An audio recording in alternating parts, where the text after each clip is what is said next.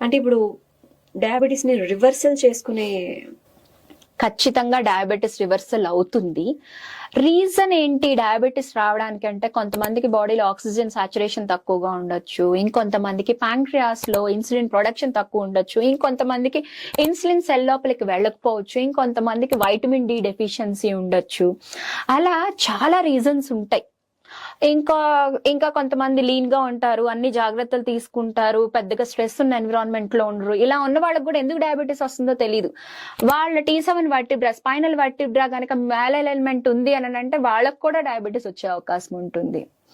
So ఇలాగా ఎన్నో reasons ఉంటాయి డయాబెటీస్ రావడానికి. బట్ మనం ట్రబుల్ షూట్ చేస్తాం, రీజన్ ఏంటి అనేది చూసుకొని దాని మీద వర్కౌట్ చేయడం వల్ల కూడా మనకి డయాబెటీస్ ని ఆపడానికి ఉంటుంది. అండ్ ఇంకొకటి chromium deficiency, simple micro mineral అది. క్రోమియం డెఫిషియన్సీ ఉంటే కూడా డయాబెటీస్ వస్తుంది. సింపుల్ గా అలాంటి ఉన్న వాళ్ళకి క్రోమియం అనేది ఒకటి, క్రోమియం పికోల్నేట్ అనేది ఉంటుంది, అదొక్కటి ఇచ్చామంటే కూడా వాళ్ళు డయాబెటీస్ తగ్గడానికి, రివర్సల్ అవ్వడానికి ఛాన్స్ ఉంటుంది. అన్నిటికీ నోరు కట్టేసుకొని ఫుడ్ తగ్గించేసుకొని ఇలాగే ఉండాల్సిన అవసరం లేదు. But eating right is good.